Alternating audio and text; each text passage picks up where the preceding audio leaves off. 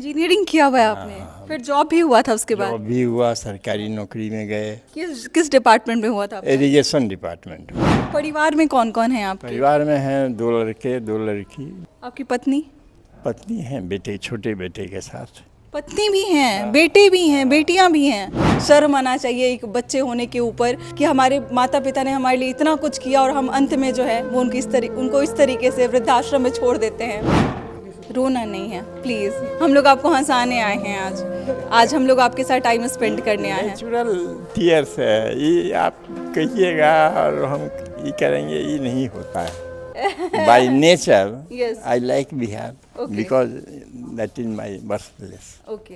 ऐसे जितने भी ओल्ड एज होम में, वृद्धाश्रम में, और जैसे भी लोग मिलते हैं, दुआएं मिलती हैं जैसे इन लोगों की, तो यहाँ आना चाहिए मुझे लगता है कहीं ना कहीं। चाहे त्यौहार कोई भी हो, पर 1 या 2 दिन पहले आप आए और अपना त्यौहार बनाएं यहाँ पे कम से कम। नमस्कार, मैं हूँ अंजलि और आप देख रहे हैं द इंडियन स्टोरीज। हमारे साथ आपको जो बाबा दिखाई दे रहे हैं ये मधुबनी ज़िले से हैं, लेकिन दुर्भाग्यवश मैं ये आपको बताना चाहती हूँ कि मैं दिल्ली के एक वृद्धाश्रम में हूँ जहाँ पे आज मैं इनसे मिलने के लिए आई थी और मुझे पता चला कि अपने समय में पढ़े लिखे एक अच्छे पोस्ट पे इन्होंने काम किया है, लेकिन ज़िंदगी है कब कहाँ पलट जाएगी, कब कहाँ एक यू टर्न मोड़ आ जाएगा कोई नहीं जानता है।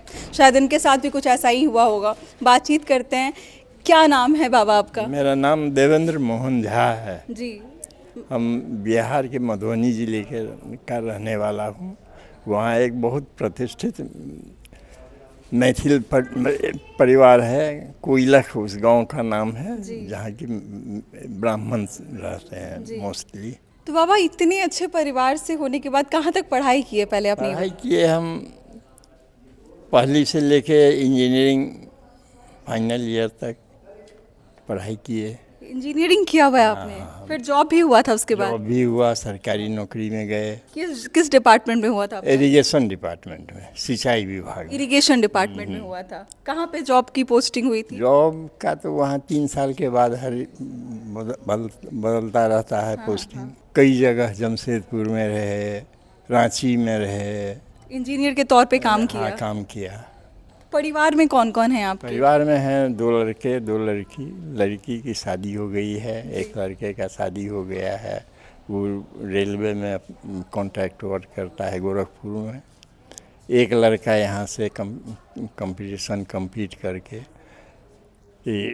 हरियाणा में नौकरी कर रहा है। 2 बेटे नौकरी कर रहे हैं, फिर आपको वृद्धाश्रम में क्यों आना पड़ा? आश्रम ये अलग जगह है जी। जहाँ से ये अंतिम यात्रा हमारी शुरू हुई है। लेकिन बेटे तो कंधे का सहारा होते हैं ना? सब होते हैं। हम पढ़े लिखे आदमी थे, हम जानते थे जो हमको क्या करना चाहिए। हम इसीलिए यहाँ आए। घर वालों ने मना नहीं किया कि आपको हमारे साथ? सब मना किया, लेकिन हम किसी पर बोझ नहीं बने रहना चाहते थे। हम माँ बाप कब से बोझ होने लगे बाबा? माँ बाप होते हैं बोझ। आप जब ओल्ड एज में जाइएगा तब ये फील होगा।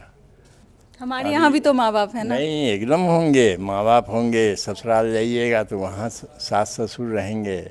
मैं कैसे बोझ मान सकती हूँ जिन्होंने? एक वक्त आएगा जब आपको मानना पड़ेगा जो नहीं, हमको यहाँ से चल जाना चाहिए। जब विचार का टकराव होगा, आपके विचार में बच्चे नहीं सहमत हो पाएंगे, उस टाइम आप फील कीजिएगा। ये ऐसे नहीं फील कीजिएगा। जब पर्व त्योहार होता है, होली दिवाली छठ दशहरा होता है, ये तो रहता है, सब मिलते हैं आपस में, सारी खुशियाँ का वक्त रहता है। जब रोने का वक्त होता है तब अकेला आदमी हो जाता है।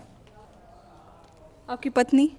पत्नी हैं, बेटे छोटे बेटे के साथ। पत्नी भी हैं, बेटे भी हैं, बेटियां भी हैं? बेटियों का शादी कर दिए तो वो अपने अपने घर गई हैं। पत्नी को कोई आप मतलब ऐसा नहीं हो? नहीं, हम सबको ये करके हम आए हैं। शिकायत होती है ऊपर वाले से कि जिंदगी ऐसी नहीं होनी चाहिए? नहीं, हम धन्यवाद देते हैं भगवान को जो हमको ये लोनली लाइफ दिए, जो हम अपना परलोक सुधार देंगे।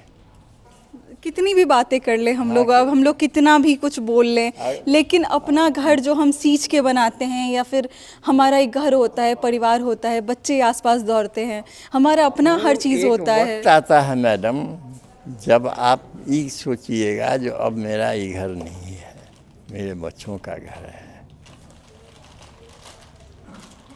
उस समय आप हमारा ये बात याद कीजिएगा।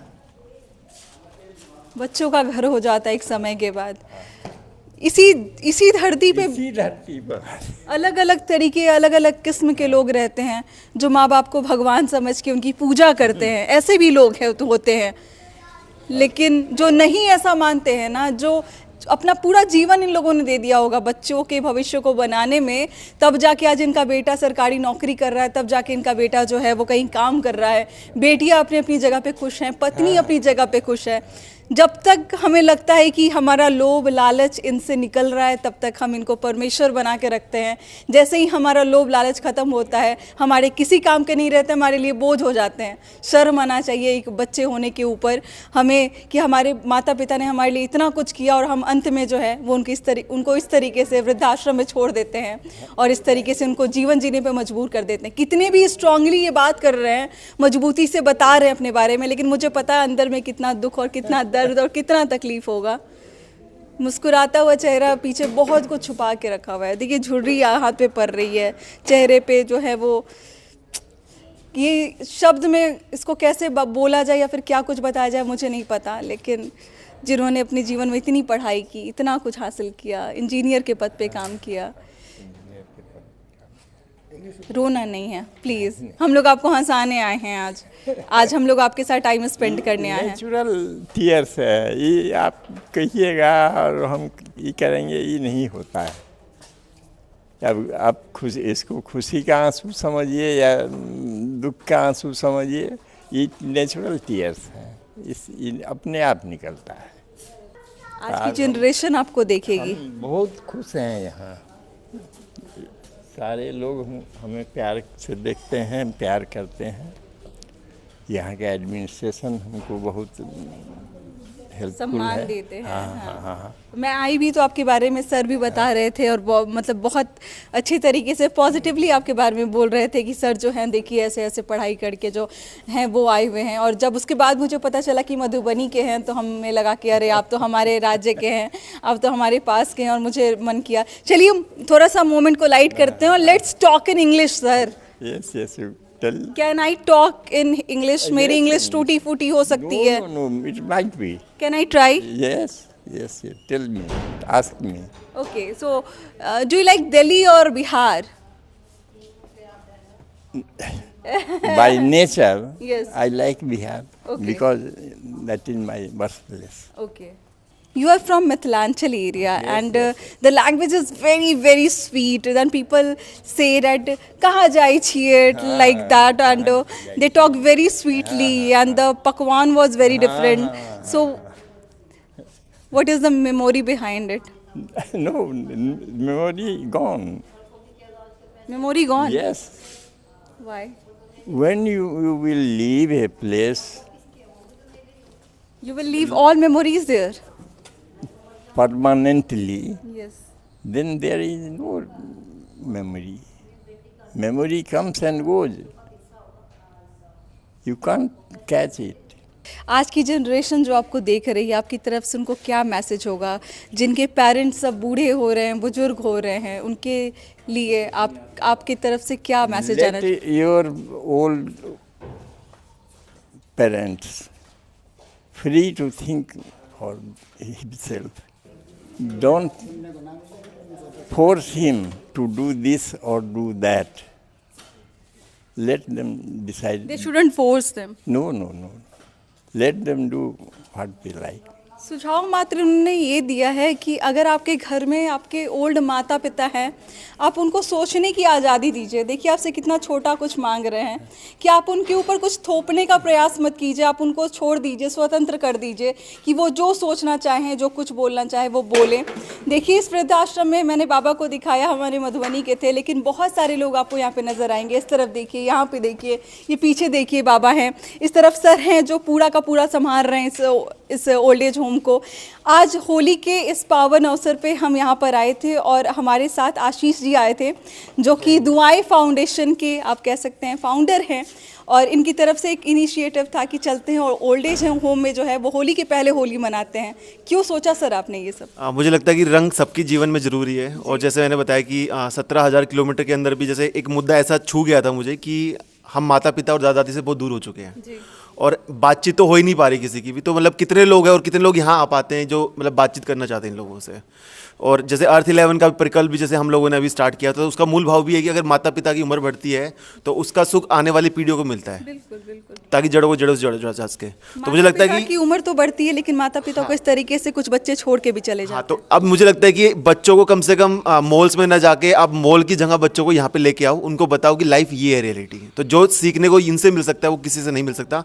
तो इनका अनुभव आशीर्वाद रूप में हमेशा मिलता है। और मुझे लगता है कि हम बच्चों को मॉल में ना लेके जाएं, मूवीज़ की तरफ कल्चर ना जाए, वो वेस्टर्न कल्चर छोड़ के कम से कम वैदिक संस्कृति की तरफ आएँ। और ऐसे जितने भी ओल्ड एज होम में, वृद्धाश्रम में, और जैसे भी लोग मिलते हैं, दुआएं मिलती हैं जैसे इन लोगों की, तो यहाँ आना चाहिए मुझे लगता है कहीं ना कहीं। चाहे त्यौहार कोई भी हो, पर 1 या 2 दिन पहले आप आएँ और अपना त्यौहार बनाएं यहाँ पे कम से कम। हम लोग हर जगह पे नहीं जा सकते हैं, लेकिन आप लोग अपने आसपास के ओल्ड एज होम में, ऑर्फनेज में जाके दिवाली सेलिब्रेट कीजिए, होली सेलिब्रेट कीजिए। ऐसे मर्जी हो तो जाके बैठ के आइए। जैसे हमारी गली में कुछ बुजुर्ग हैं और उनके बच्चे बड़ी काफ़ी दूर रहते हैं, बट 80 की उम्र में खुद खाना बनाना मतलब बड़ा दर्द देता है। और कभी कभी जब पानी ना आए छत पे, तो मुझे पता है कि टंकी पे खुद जाके उनका पानी भरवाना पड़ता है, वरना उनकी इतनी फिक्र इतनी रहती है। तो ये समस्या है हर जगह, बट समाधान भी हम लोग दे कम से कम। तो ये पीढ़ी एक समाधान के तरीके से देखे। और दादा दादी किसी के भी हो, वो आपके हैं, उनको गले लगाइए, मिलिए उनसे, उनका आशीर्वाद लीजिए, उनको सहेजे कम से कम। और ये सारी चीज़ें आपको इंटरनेट पे देखने को नहीं मिलेंगी। आके बहुत अच्छा लगा, बैठ के बहुत सारी बातें हुई। मुझे लगता है आपको भी बहुत कुछ सीखने को मिला होगा। एक बार वापस से सोचिएगा कि आप अपने माता पिता को किस तरीके से ट्रीट कर रहे हैं। बाकी मिलते हैं अगले वीडियो में एक नई कहानी और एक नई जानकारी के साथ। बहुत बहुत शुक्रिया।